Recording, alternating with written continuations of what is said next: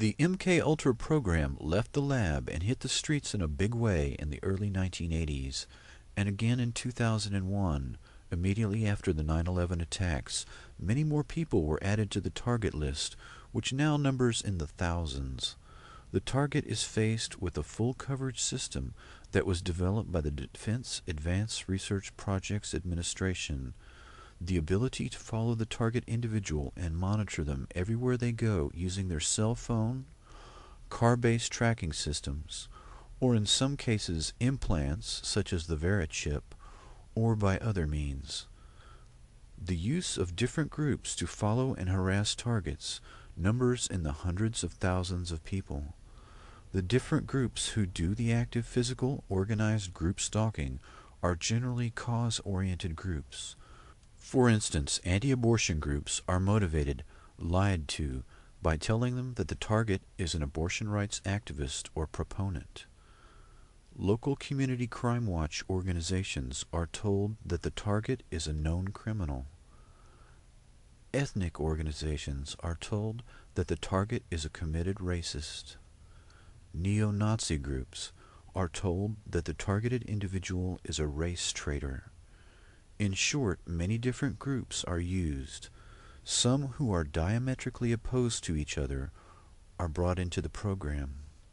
The intelligence community has brought together many unlikely bedfellows into an umbrella program that can reach into any community in America for the purpose of active harassment.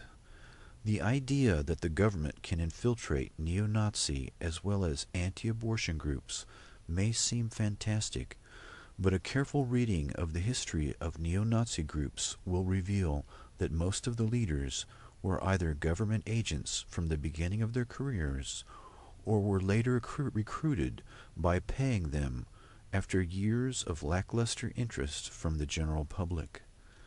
These groups are approached by men who claim to be police officials or men claiming to have heroic pasts in the intelligence community, but actually these men are men the group has little or no real knowledge about.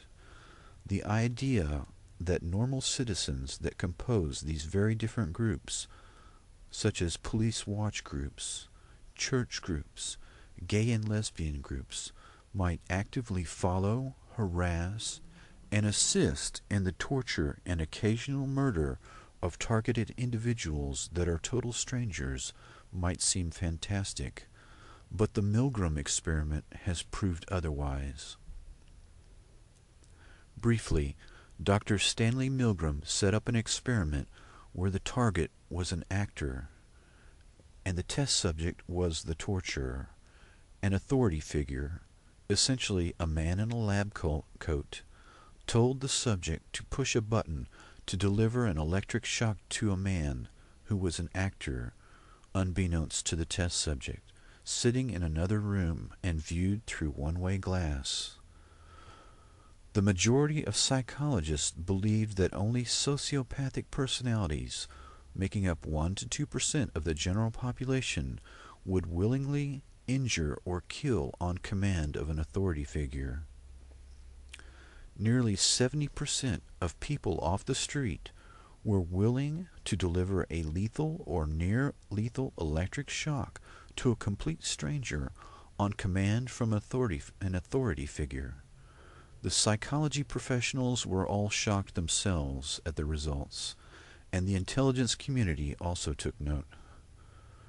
The program often employs individuals to torture targets who have been recruited from prisons, including child molesters and murderers with no ties to the intelligence community and are totally deniable.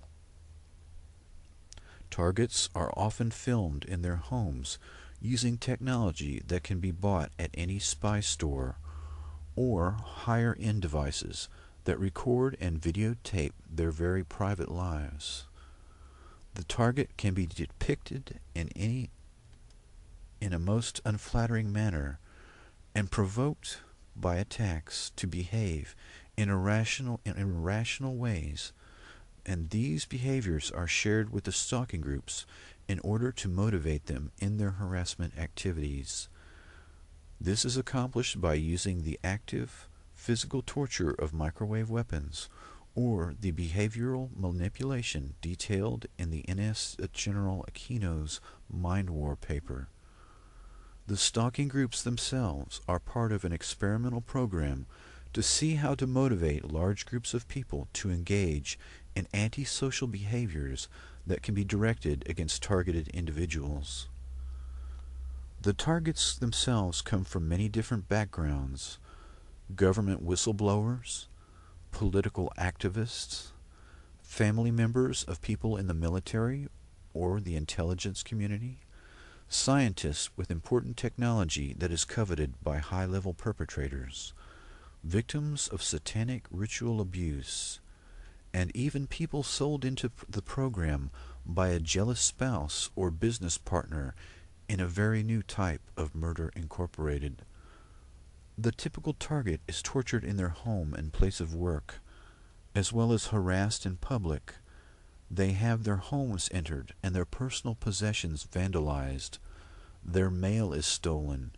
In short, a type of torture chamber that is outside the lab and in the community, practiced in a manner that after decades has reached an art form that is totally deniable, but neutralizes all the target's efforts to fight back or get help. The morbidity or death of targets is fairly low. Only 1 to 2% a year of these thousands of targeted people die. Most of these deaths are suicides.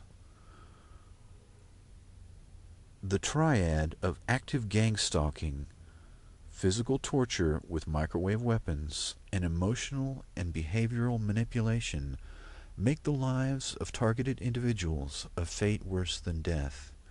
It is a testament to the strength of the human spirit that any of these people survive more than a few months. Most have been targets for years. Their ages and backgrounds are varied, but all have endured the unimaginable. The multiple purposes this experiment embodies points towards a terrible future for the collective humanity that can only be described as controlled and hellish.